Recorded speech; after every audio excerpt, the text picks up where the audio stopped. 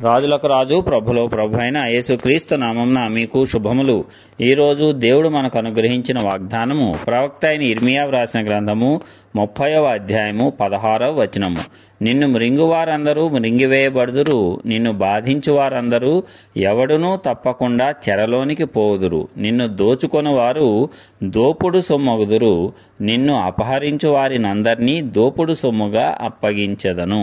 ప్రియులారా, ఈ వాగ్దానాన్ని మనం పరిశీలించినట్లయితే దేవుడు చెప్తున్నటువంటి మాట, నిన్ను మృంగు వారందరూ మృంగివేయబడుదురు అంటే నిన్ను ఈ లోకంలో నాశనము చేయాలి అని ఎవరైతే ఎదురు చూస్తూ ఉన్నారో, అవి పరిస్థితులు కావచ్చు, లేక మనుష్యులు కావచ్చు, లేక ఏ విధమైనటువంటి స్థితిగతులైనా కావచ్చు, అపవాది యొక్క తంత్రములు కావచ్చు, ఏవైనా సరే, మరి నిన్ను మృంగాలని చూస్తున్నటువంటి అనారోగ్యమా, నిన్ను మృంగాలని చూస్తున్నటువంటి అప్పులు బాధలా, ఏవైనా సరే వాటన్నిటినీ కూడా దేవుడు తొలగించి వేస్తాడంట.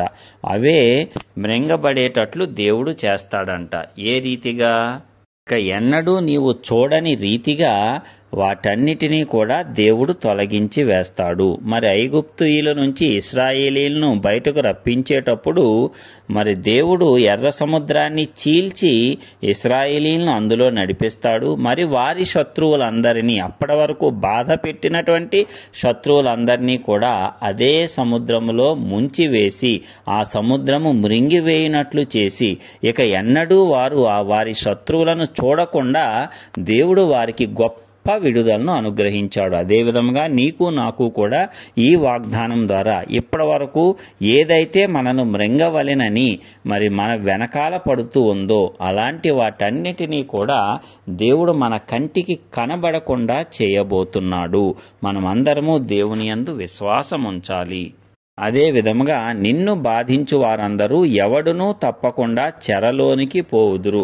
ఎవరెవరైతే నిన్ను ఎప్పుడు బాధ పెడుతూ ఉన్నారో వారందరూ కూడా ఇక కనబడకుండా దేవుడు చేస్తాడు. వారందరూ చెరలోనికి పోతారంట. ఏ దురాత్మ సమూహములు, ఏ అపవాది సమూహములు ఎవరైతే మరి దేవుని ప్రేరేపణ లేకుండా దేవునికి విరోధముగా అపవాది చేత ప్రేరేపింపబడి ఇతరులందరినీ బాధించుచు, ద్వేషించుచు, హానికరములు అనేటువంటి పనులు చేయాలనుకుంటున్నారో వారందరూ కూడా చెరలోనికి వెళ్ళిపోతారు. దేవుడే వారిని బంధిస్తాడు. అదే విధముగా నిన్ను దోచుకొనువారు దోపుడు సొమ్మగుదురు. ఎవరైతే నీ కష్టార్జితాన్ని దోచుకోవాలని, నీకు అన్యాయము చేయాలని, నీ వల్ల లాభం పొంది నిన్ను నాశనము చేయాలని చూస్తున్నారో వారందరూ కూడా తమకు తామే స్వనాశనాన్ని తెచ్చుకుంటారు. దేవుడు నిన్ను ఆశీర్వదిస్తాడు కాబట్టి నీ ఆశీర్వాదమును దొంగిలించుట ఎవ్వరికీ కూడా సాధ్యము కాదు. అలాంటి వారందరూ కూడా తమకు తామే దోపుడు సొమ్ముగా ఇతరులు వారిని దోచుకునేటట్లు దేవుడే చేస్తాడు. కానీ నిన్ను మాత్రము దేవుడు భద్రపరుస్తాడు. అదే విధముగా నిన్ను అపహరించాలని చూసిన వారందరినీ కూడా దేవుడే దోపుడు సొమ్ముగా అప్పగిస్తాడంట.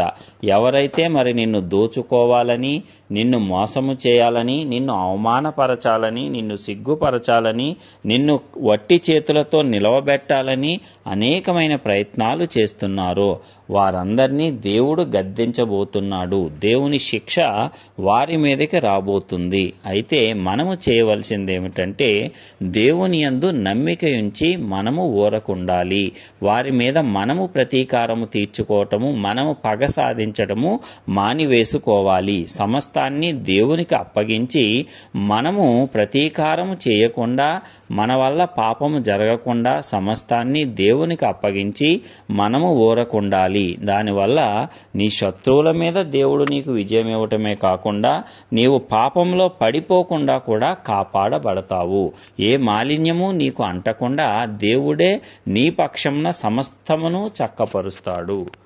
కాబట్టి ప్రియులారా, మనము దేవుని యొక్క చిత్తానికి మనల్ని బాధించేటువంటి పరిస్థితులనైనా, మనుష్యులనైనా, ఏ ఒక్కటైనా సరే ఆయన చిత్తానికే అప్పగిద్దాము. ఆయనే మన పక్షమున కార్యము చేయులాగున మనం ఊరకుందాము. అప్పుడు మాత్రమే నిజమైనటువంటి సంపూర్ణమైనటువంటి విజయాన్ని మనము చూడగలము. మనలను మృంగాలి అనుకుని నాశనం చేయాలి అనుకున్నటువంటి సమస్త పరిస్థితులను, మనుష్యులను మనము జయించగలము. కాబట్టి మనమందరము కూడా ఈ వాక్యము ద్వారా, వాగ్దానము ద్వారా బలము తెచ్చుకొని ధైర్యంతో ముందుకు సాగుతూ దేవుడే అన్ని విషయాలలో మనకు తోడుగా ఉండి మనకు న్యాయము తీరుస్తాడని గ్రహించి సమస్త వ్యాజ్యములను ఆయనకి అప్పగించి మన సమస్త పరిస్థితులను ఆయన చేతిలోనే పెట్టి మనము నిమ్మలముగా ఊరకుండి విజయవంతమైన జీవితం జీవించటానికి, అనేకులకు మాదిరికరంగా మనము జీవించటానికి, అనేకులను మనము ఆదరించటానికి ఆ పరిశుద్ధాత్మ దేవుడు మనందరికీ గొప్ప శక్తి సామర్థ్యాలను అనుగ్రహించాలని నజరేయుడైన యేసు పరిశుద్ధ నామమున ప్రార్థించుచున్నాను. ఆమేన్.